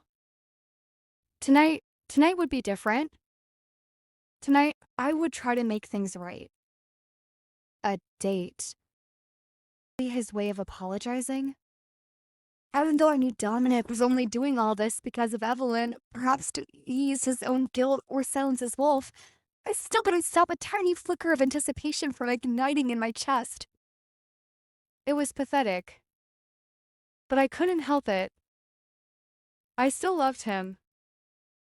He was my first love, the man I had spent 5 years of my life with, the father of my child. No matter how much pain he had inflicted on me, my foolish heart still craved even the smallest scraps of his affection. And now here we were. As we entered the restaurant, I felt an odd sense of surrealism. Was I really on a date with him? Everything was arranged perfectly. The soft glow of candlelight, the faint hum of romantic music in the background, the delicate floral arrangements adorning our table. It was the kind of evening I had once dreamed of sharing with Dominic. But I had never expected him to be the one to make it happen. Dominic pulled out my chair, his touch grazing my arm for a fleeting second, sending a shiver through me. His presence was overpowering, his natural dominance drawing every gaze in the room. He looked breathtakingly handsome in his tailored black shirt, the top 2 buttons undone, revealing a hint of his toned chest. His scent, rich cedar wood and something purely him, wrapped around me like a dangerous embrace, lulling me into a false sense of security. I hated that my heart still reacted to him. As we sat down, I could feel his golden gaze on me, studying my every reaction. "Is this to your liking?" His voice was smooth, deep, and dangerously hypnotic. I hesitated before nodding. "It's surprising." He smirked, that lazy, self-assured smirk that had once made my knees weak. "Good," he said, his fingers drumming lightly against the table. "I wanted tonight to be special." For a moment, I allowed myself to believe him. To believe that this was for me. That was until the food arrived. My stomach twisted the second I saw the dishes being placed in front of me. Grilled salmon with truffle butter, rosemary-infused lamb, a delicate chocolate mousse topped with golden flakes. I recognized them immediately. Because they weren't my favorites. They were Evelyn's. My fingers curled into fists under the table as bitterness coated my tongue. Even this so-called date was arranged with her in mind. I forced myself to swallow the lump in my throat, pushing down the sting of disappointment. I should have known better. Dominic must have sensed my shift in mood because he suddenly leaned forward, his piercing golden eyes softening just a fraction. "A lot has happened since Evelyn returned," he admitted, his voice quieter than before. "I know you must have felt left out." I tensed. "Left out?" I echoed, arching a brow. "Is that what you call being discarded?" His jaw tightened, but he didn't argue. Instead, he sighed and ran a hand through his hair, his usual arrogance momentarily absent. "I've been inconsiderate," he said, surprising me with his admission. "I won't deny it. But from now on, I'll be more mindful of you, of the pup. I promise." I stared at him, searching for deception in his words. Had he finally realized his mistakes? Or was this just another way of keeping me under control? "That's a big promise," I murmured. "I intend to keep it." There was something almost sincere in his expression. "Almost." Before I could process what that meant, Dominic leaned forward again, his smirk making a slow return. "You have some mousse," he murmured, his voice dropping an octave. My brows furrowed. "What?" His hand moved before I could react, his fingers grazing the corner of my lips as he gently wiped something away with a napkin. My breath hitched. The touch was fleeting, but the heat it left behind was scorching. The air between us shifted, crackling with something dangerous. My cheeks flushed instantly, my heart hammering against my ribs. For a moment, I forgot about Evelyn, about the lies, about the pain. This was the man I had fallen in love with. The man who had once stolen my heart with small, unexpected gestures just like this. Dominic must have noticed my reaction because his smirk deepened, his golden eyes gleaming with amusement. Still so easy to fluster, he mused, his voice dripping with satisfaction. I opened my mouth to snap back, but before I could, a familiar voice rang out behind me. Dominic, are you on a date with Olivia? The warmth in my chest vanished instantly. I went rigid. That voice, syrupy sweet, laced with fake innocence. Evelyn. I turned my head slowly, my jaw clenching as I met her wide, oh so innocent blue eyes. She stood there in a fitted red dress, her golden curls cascading over her shoulders, her lips curled in a smirk that she tried to pass off as a polite smile. Dominic's expression darkened, his entire body tensing. For once, I wished he would deny her hold over him, that he would tell her to leave, that this night was about us, not her. But he didn't. And just like that, whatever warmth had momentarily flickered in my heart turned to ice. I should have expected it. If everything was arranged according to Evelyn's preferences, then she might be here. Maybe I was just a practice date, and Evelyn was the real one. Very well played, Dominic. You almost had me fooled. The second Evelyn's voice rang through the restaurant, Dominic immediately denied the date, as if the mere thought of being with me was absurd. And with my image in the pack, he would rather be caught dead than see us actually in love. No, it's not a date, he said, his voice firm. Evelyn smiled, satisfied with his answer, before sliding into the seat beside him without hesitation. She didn't even have to ask for permission. I watched, my appetite vanishing as she placed a delicate hand on his arm. And what made it worse? He didn't pull away. His attention remained fixed on her, his golden eyes softening in a way they never did for me anymore. A sharp pang pierced my chest. I clenched my fists under the table, forcing myself to swallow the lump in my throat. Why do you still let this hurt you, Olivia? The intimacy between them made bile rise in my throat, suffocating me. The air in the restaurant suddenly felt too thick, too heavy. Is this why he arranged everything? To make a fool out of me? To show me that she is the real woman he wanted and needed in his life? This was getting to be too much for me. I needed to get out, now. Excuse me, I mumbled, pushing back my chair. Neither of them paid me any mind as I stumbled away. My legs barely carried me to the restroom before I collapsed against the sink, heaving violently into the basin. I gripped the cold edges, gasping for air as tears burned the corners of my eyes. My body trembled, not just from the nausea, but from the overwhelming realization that no matter what Dominic said or did, his heart had never truly left Evelyn. And maybe it never would. By the time I returned to the table, my stomach was empty, but the ache in my chest had only deepened. Evelyn turned to me with wide, innocent eyes, her voice dripping with false concern. Olivia, are you okay? You don't look so good. I ignored her.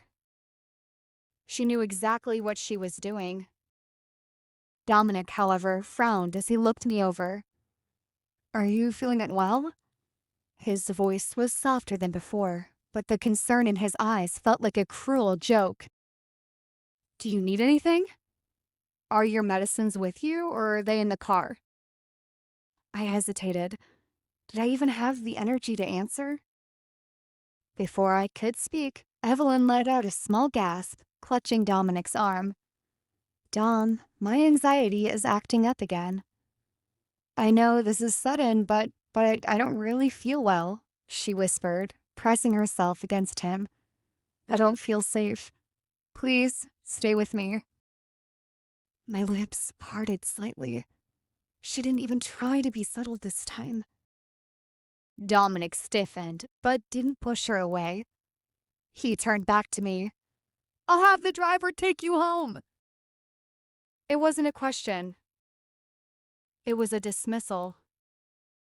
I swallowed back the sting of rejection and nodded stiffly.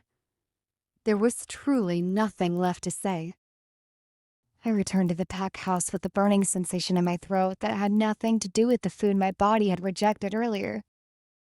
That night, I tossed and turned in bed, unable to shake the hollow emptiness settling deep in my chest. They never came back. Of course they didn't. By the time exhaustion finally dragged me into sleep, my heart was already too shattered to break any further.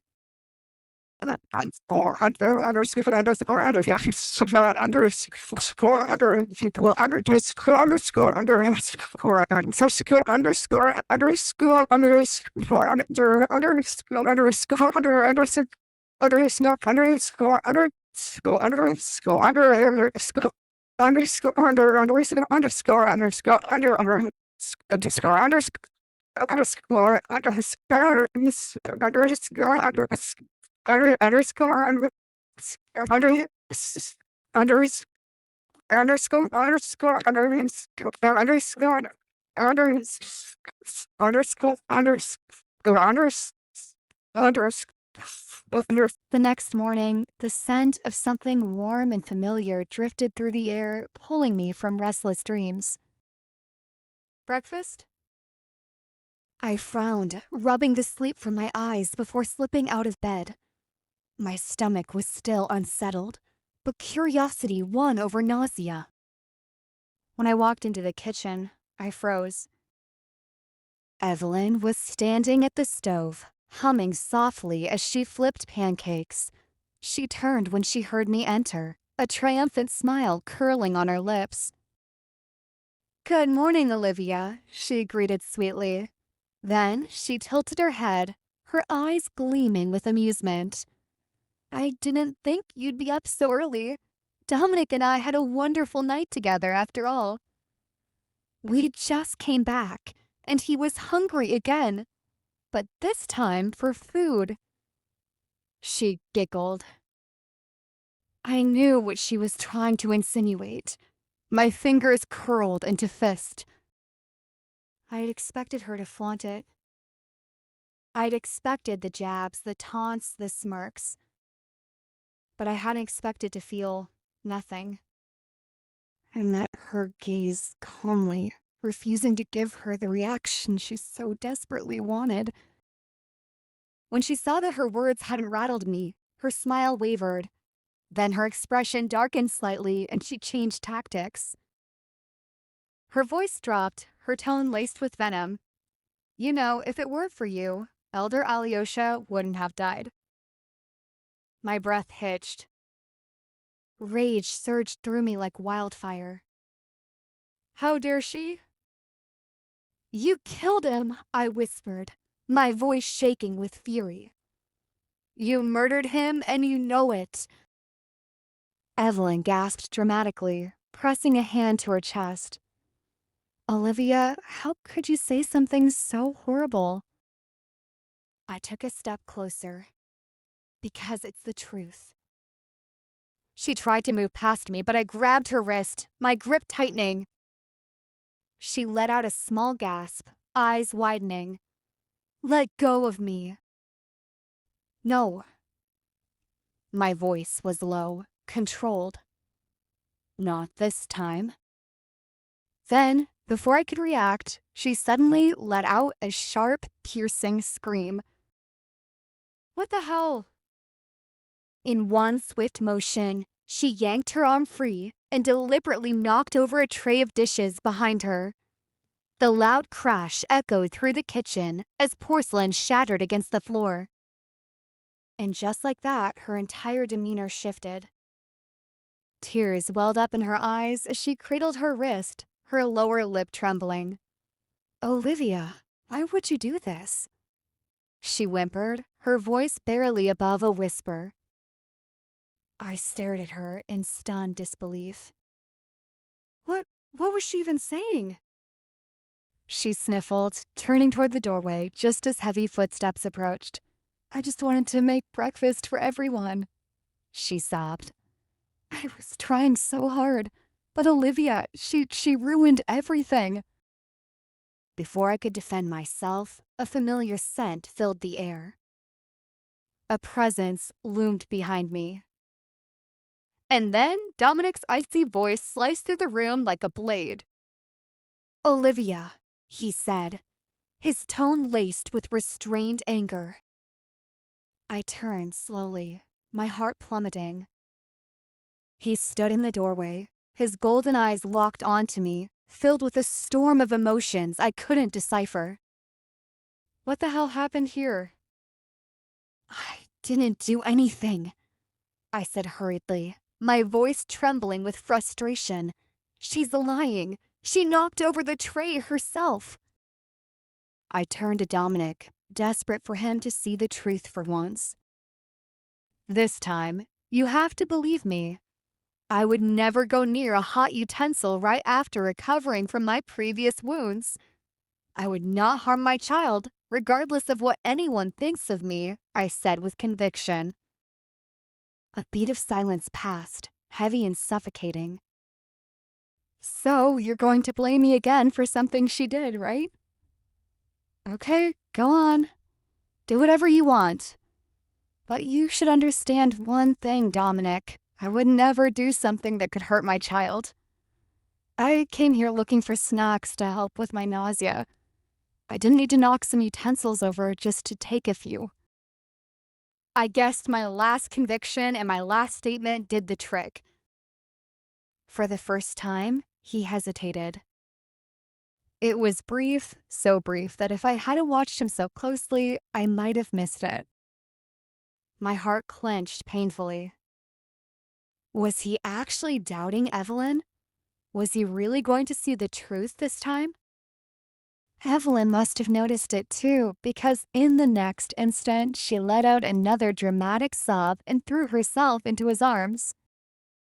"Dominic," she whimpered, her fingers clutching his shirt as though she couldn't bear to stand without his support. I worked so hard on this breakfast. I just wanted everyone to have a nice meal together, but it's okay." She sniffled, peeking up at him through damp lashes. "I know Olivia didn't do it on purpose. She's right. I might have misunderstood this situation. Please don't scold her." My stomach twisted violently. The sheer audacity of this woman. I let out a sharp laugh, shaking my head in disbelief.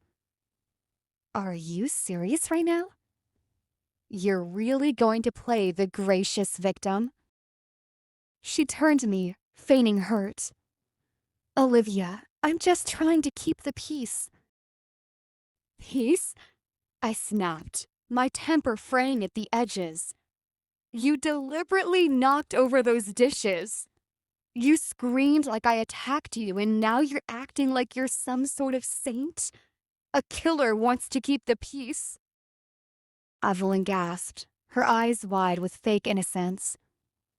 "I don't understand why you're so angry."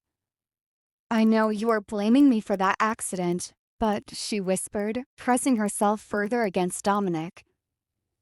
"I just want things to go back to how they were before everything became so complicated." "For me." That's what she wanted to say. I turned back to Dominic, hoping, praying, he'd finally see through her act. But his golden eyes were unreadable. For a moment, I thought he might actually believe me this time. Then his gaze hardened. "Olivia," he said, his voice low, laced with warning. "Just leave the kitchen." I sucked in a sharp breath. That's it, I whispered, my throat tightening. You're not even going to ask what really happened? He exhaled slowly, as if already exhausted with me. I don't want to fight. A bitter laugh bubbled up in my chest. No, you just don't want to fight with her. Just admit you want the easy way out and blame me, just like before. His jaw ticked, but he said nothing. And that silence was the final straw. A familiar ache settled deep in my chest, curling around my heart like an iron grip. I had been so stupid. For a fleeting moment, I had actually thought he might defend me. But of course, I was wrong. I always was.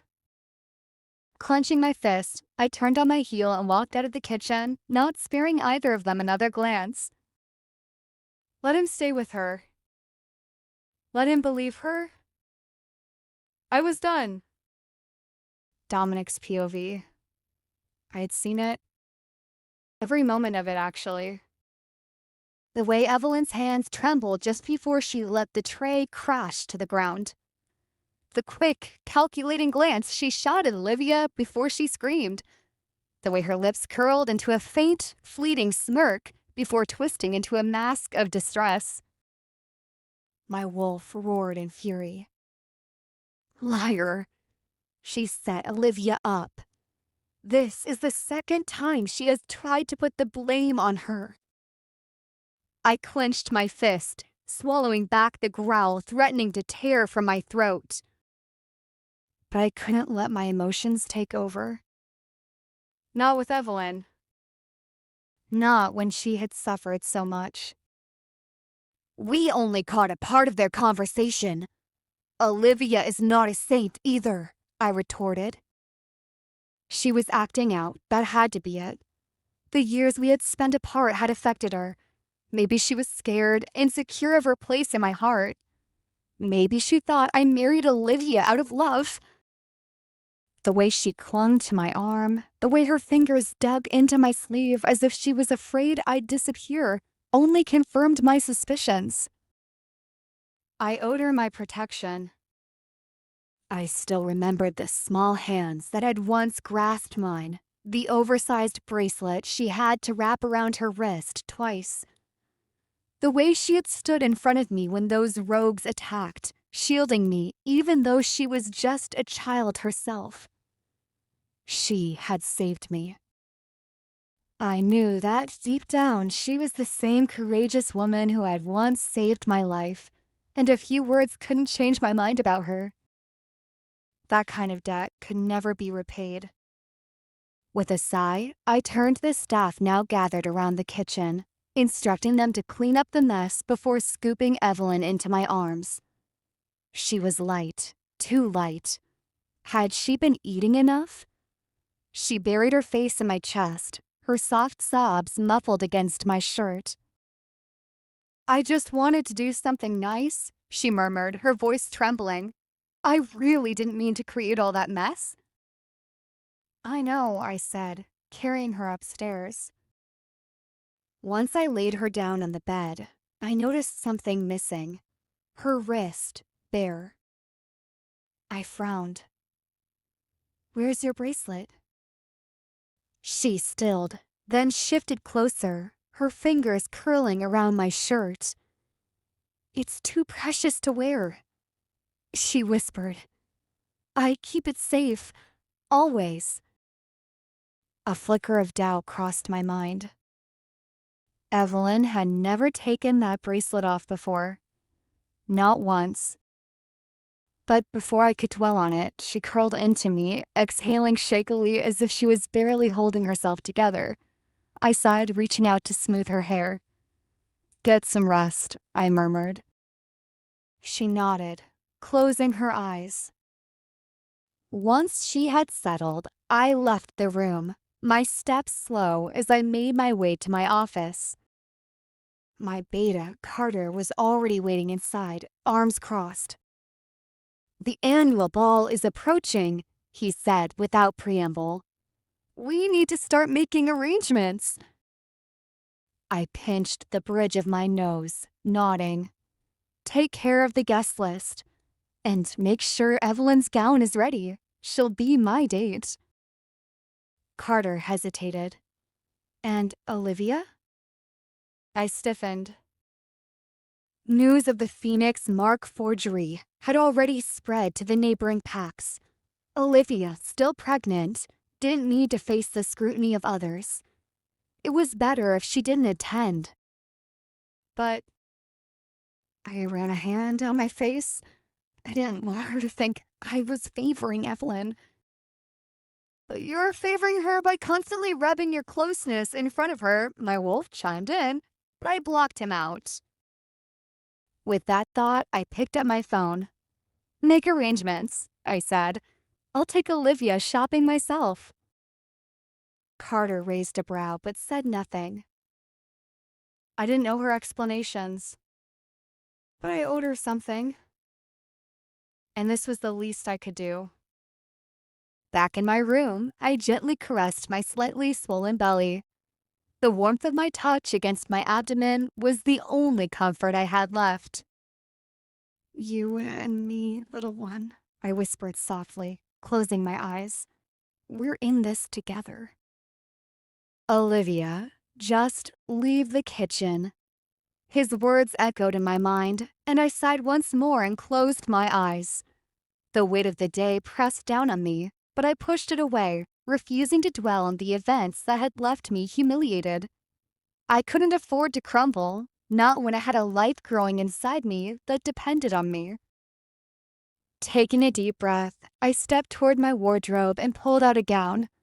The annual Wolfpack Ball was only days away. As the Luna of the Blackwood Pack, it was my responsibility to represent our people with grace and dignity, even if my mate barely acknowledged me anymore. I slipped into the dress, smoothing my hands over the fabric. It still fit, though just barely.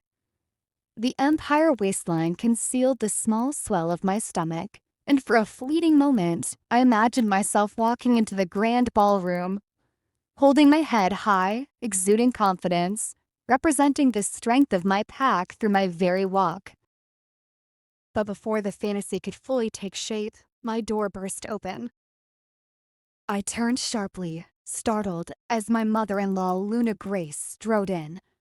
Her presence always carried a chill, but tonight the air around her felt downright frigid. What the hell was she doing here? I thought she had finally decided to leave me alone, but once again she was here to mock me. She eyed me with open disdain. You really think you are attending the ball, huh? I was confused by her remark. Take that off, she ordered. I frowned, my heart skipping a beat. Excuse me? You won't be attending the ball, she stated coolly. I stiffened. That's ridiculous, I said, forcing my voice to remain steady. I'm the Luna of this pack. It is my duty to be there. I know I can't help with preparations this time, but I can surely attend. She laughed, a cold, condescending sound. You still think you're the Luna? Her words struck me harder than any physical blow. I swallowed hard, my fingers tightening around the fabric of my dress. I am the Luna, I said through clenched teeth. Unless Dominic has officially rejected me, I still hold my title. Grace's eyes gleamed with satisfaction, as if she had been waiting for me to say that. Titles can be stripped without rejection, she said. And in your case, they already have. The floor seemed to shift beneath me. My mind raced, trying to make sense of her words. What are you talking about?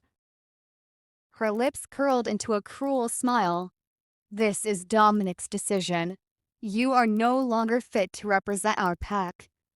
A fraud like you, parading around with a false phoenix mark, is a disgrace. I never lied about my mark, I snapped, anger burning away the numbness. You all saw it when it appeared. And yet, it disappeared just as conveniently, she sneered. A real mark doesn't fade. It was either a trick or the goddess took it back. Either way, you are not the rightful Luna. I stood frozen, disbelief sinking its claws into me. But Dominic still hasn't said anything about me not attending, I argued weakly. That's because he is too busy to deal with trivial matters like you, she said. Dominic had decided this. He hadn't even deemed it necessary to tell me himself. He had left it to his mother, to her, to inform me that my place had been taken away. The pain of betrayal coiled in my chest like a tightening vice, but I refused to let her see it. I lifted my chin, swallowing past the lump in my throat. I'll hear it from Dominic himself, I said. Grace smirked. Believe what you want, girl. You'll see the truth soon enough. She turned on her heel and left, the door closing behind her with a finality that sent cracks through my heart. For a long moment, I stood there in silence, staring at my reflection. Then my phone rang. I almost didn't answer. But when I saw Dominic's name on the screen, my heart clenched. Was this it? Was he finally calling to tell me himself? I swallowed, pressing the phone to my ear. Come downstairs, Dominic said. His voice was unreadable. I'm waiting at the door. I hesitated, trying to find the strength to ask why, but the words wouldn't come. Olivia, he said, his tone firmer now. Just come. I let out a shaky breath. Fine, I'll be right there. Hanging up, I quickly changed into something presentable, stuffing away the emotions threatening to consume me. Whatever this was, I wouldn't give him the satisfaction of seeing how much his betrayal had shattered me. When I stepped outside, his sleek black car was idling by the entrance. I opened the passenger door and slid in without a word. He didn't look at me as he pulled away from the pack house, his hands gripping the wheel. Minutes passed in tense silence before I finally asked, "Where are we going?" He exhaled sharply. I blinked. What? He kept his eyes on the road. I thought you might need some new clothes. For a moment, I could only stare at him, a bitter laugh threatening to escape. So, you stripped me of my title, barred me from the most important event of the year, and now you want to buy me a new wardrobe? I bit my lip, forcing down the venomous words. Fighting wouldn't change anything. When we arrived at the largest shopping mall in the city, I felt a pang of nostalgia. It had been so long since I had been to a place like this, since I had done anything remotely normal. The grand, sparkling interior stretched out before me, filled with designer boutiques and luxury brands. Dominic glanced at me. Pick whatever you want. I folded my arms. And what exactly do I need a new wardrobe for? He exhaled, rubbing his temple. You're still carrying my pup, Olivia. You shouldn't be wearing things that are uncomfortable. Ah. So that was it. It wasn't about me. It was about the baby. Of course. I forced a tight smile. Right. I'll keep that in mind. Turning away, I walked into the first door, ignoring the way my heart clenched at the realization that in Dominic's eyes, I wasn't his Luna. I was just the unwanted mother of his child. I sighed and looked up at the gloomy sky, and that's when my eyes caught something. We weren't just standing in front of any mall. This was the Gilded Rose, the most prestigious fashion house in the entire pack. Every Luna, every ranked she-wolf came here to buy their gowns for important events. The shop carried handcrafted dresses made from the finest fabrics, adorned with gemstones and intricate embroidery. Only the wealthiest and most respected wolves could afford to shop here. I swallowed hard, my fingers tightening around the hem of my coat. If he brought me here, then does that mean I'm still going to the ball? The thought made my heart flutter with cautious hope. Maybe my mother-in-law had lied. Maybe Dominic hadn't taken away my place as Luna. Maybe he hadn't cast me aside like she wanted me to believe. Dominic shifted the car into park and turned to me. Go inside and pick out a dress. I'll park the car and be right in. I nodded, trying to hide the hopeful smile tugging at my lips. Without another word, I stepped out of the car, the cool evening air brushing against my skin. As I approached the entrance of the Gilded Rose, the golden letters of the boutique's name gleamed under the warm lights. The scent of fresh roses and expensive perfume filled the air as I stepped inside, the faint sound of soft classical music playing in the background. My eyes roamed the store, trailing over racks of breathtaking gowns displayed like works of art. Luxurious silks, shimmering sequins, delicate lace, each piece was more exquisite than the last. For the first time in a long while, I allowed myself to imagine it, walking into the ballroom, dressed in elegance, head held high. As Luna, I reached out to touch a deep sapphire gown, its bodice encrusted with tiny diamonds that shimmered like stars. It was perfect, elegant, yet regal, commanding attention without needing to demand it. A clerk approached as I lifted my hand to signal her. She was a tall woman with sharp features, her blonde hair pulled into a tight bun. For a moment, I thought she was coming over to assist me. But the way her eyes swept over me, from my simple outfit to my slightly swollen belly, made my stomach tighten. Then she smirked. "Ma'am, I think you might be in the wrong store," she said, her tone laced with barely concealed amusement. I blinked, thrown off by her words. "Excuse me?" She gestured vaguely at my clothes, then at the opulent dresses around us. "These gowns are quite expensive," she said, her lips curving into a condescending smile. "Perhaps you'd be more comfortable at shops that carry the clothing you currently need in your situation." Anger simmered beneath my skin, but I forced myself to remain calm. "I don't think you realize who I am," I said, keeping my voice steady. "I am Olivia, Luna of the Blackwood Pack." The clerk's smirk only deepened, as if she had been waiting for me to say that. "Oh, I know exactly who you are," she sneered. "The whole pack does." She took a step closer, lowering her voice to a mockingly sympathetic whisper. "The thief who stole Evelyn's rightful position." A sharp pang shot through my chest. I clenched my fists, fighting back the urge to lash out. "I never stole anything," I said firmly. Her laugh was quiet but cruel. "Tell that to the rest of the pack," she said, crossing her arms. "Everyone knows Dominic only took you in because he had to. But now, he's just waiting for the right moment to throw you out." My body went rigid, her words hitting deeper than I wanted to admit. Was that really how the pack saw me? Just some unwanted burden Dominic had taken in out of obligation? "Let me make this simple," the clerk continued, her eyes gleaming with malicious delight.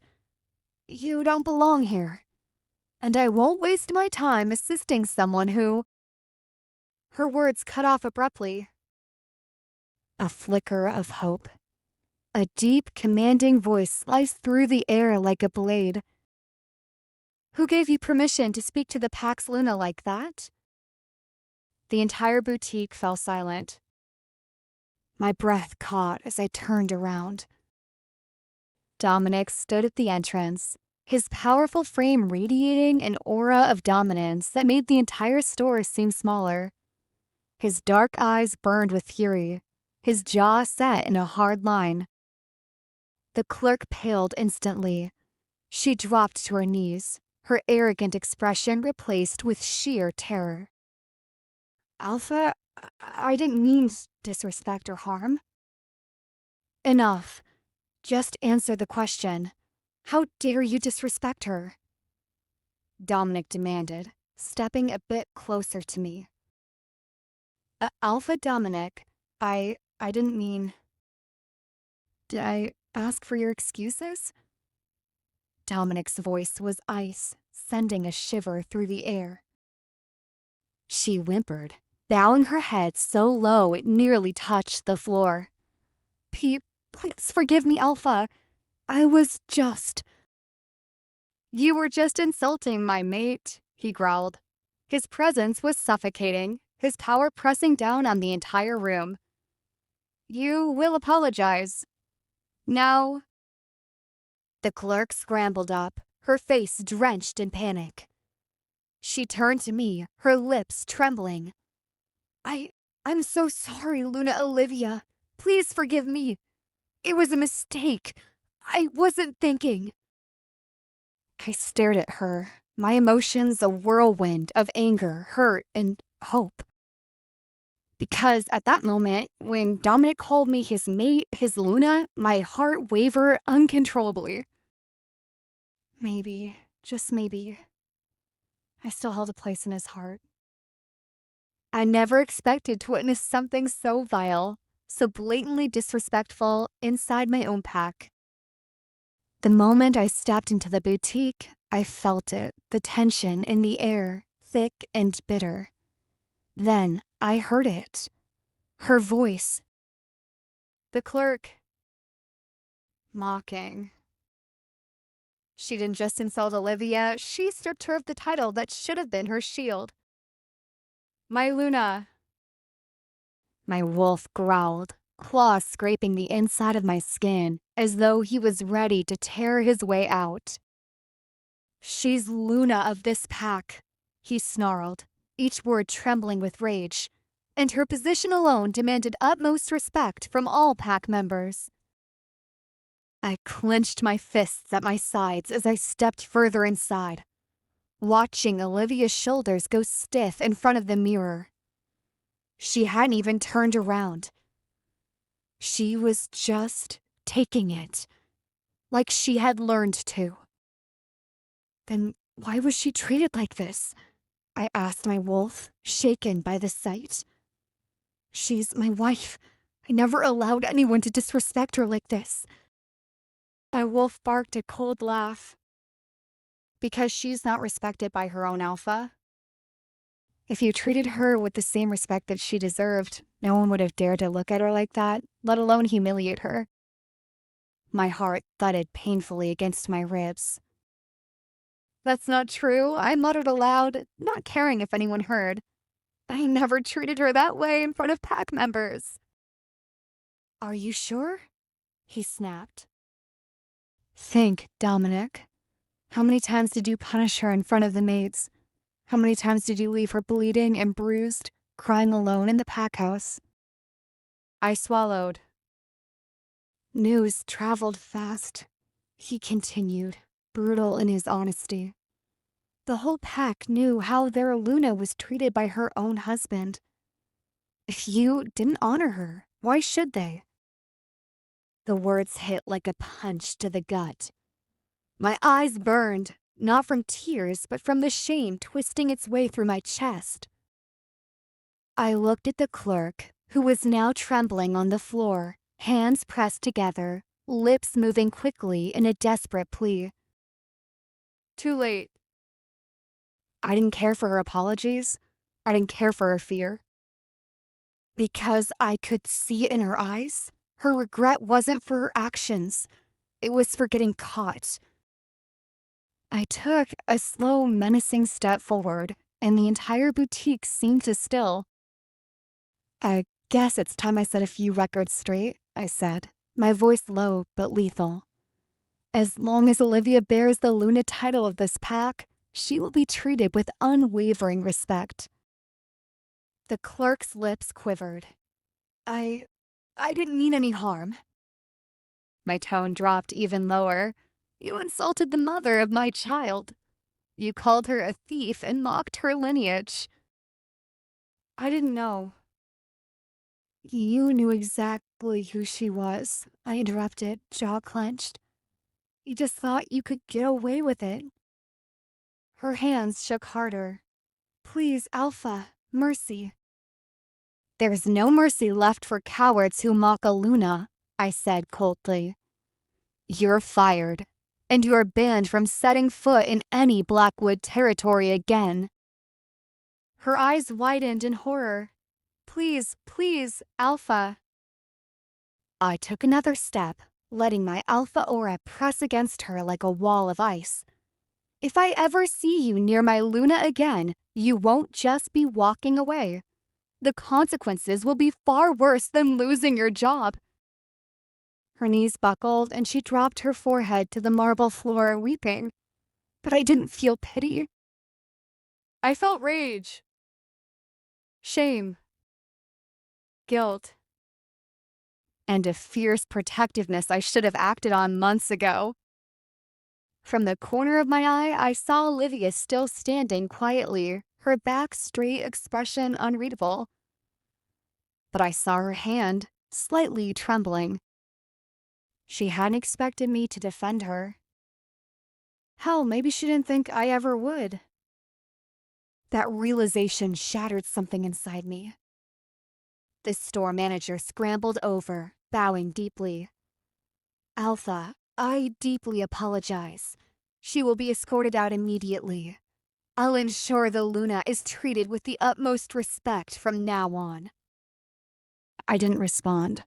My eyes followed Olivia as another nervous clerk guided her gently toward the dressing rooms. She didn't look back at me, and something about that tugged at my chest. She hadn't said anything. No thank you. No relief. Nothing. Maybe she didn't expect me to defend her at all. Hell, maybe she thought I never would. Maybe she was used to that kind of behavior. And now I wondered how many times she had been treated like this and how much she had to endure. I waited near the mirror-lined corridor, arms crossed. And then she stepped out. My breath hitched. The deep emerald gown hugged her perfectly. The silk shimmered in the light, outlining her curves and the gentle swell of her belly. The off-shoulder design framed her delicate collarbones, and her hair fell in soft waves around her face, giving her a kind of ethereal beauty I hadn't seen in anyone, not even Evelyn. How had I never noticed that she was this beautiful? Had I missed something in these past 5 years? For a moment, I just stared. She fidgeted with her fingers, her voice soft and uncertain. How does it look? Goddess help me. My wolf practically howled. Mine, he growled possessively. When I didn't respond, she grew even more nervous. I should go and change. This dress is too. But she stopped when I walked toward her, slowly, like approaching a dream I wasn't sure I deserved to touch. My hand lifted, fingers brushing the soft skin of her arm. She stilled. It looks dangerous, I murmured, my voice low. Her breath hitched. Her eyes flicked up to mine, cautious, questioning. Dangerous? I stepped closer, so close her breath mingled with mine. Since you already know the answer, you shouldn't ask a man such questions, I whispered. Her lips parted slightly, as though my words had stolen her breath. Goddess, she was beautiful, radiant, powerful even in her vulnerability. You look breathtaking, Olivia.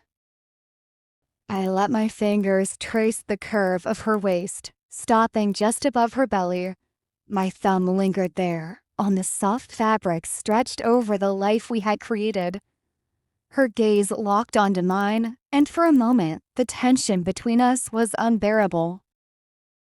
"If you keep looking at me like that," I warned, my voice rough now, "I might take you home before you even get the chance to wear this dress in public." A breathy laugh escaped her lips, nervous but daring. Her fingers gripped the front of my shirt, slowly pulling me even closer. "Then prove it," she whispered, her lips brushing mine, just a ghost of a kiss. My control snapped like a taut string. I cupped her face with both hands and kissed her, not soft, not hesitant, but full of the frustration, longing, and guilt I had buried deep inside. Her hands tangled in my hair, her body pressing against mine like she was starved for the same thing. We broke apart only when I remembered where we were. My forehead rested against hers, both of us breathless. "Not here," I muttered, voice hoarse. "But don't think for a second that I won't keep that promise." She gave me a look, smug and sweet, like she knew exactly what she was doing to me. Good. I hate to be teased and left hanging. Damn this woman. And damn me for ever making her feel like she didn't belong. Because in that moment I knew one thing with absolute clarity. Olivia wasn't just my Luna. She was the Luna. And it was about damn time the rest of the world knew it too.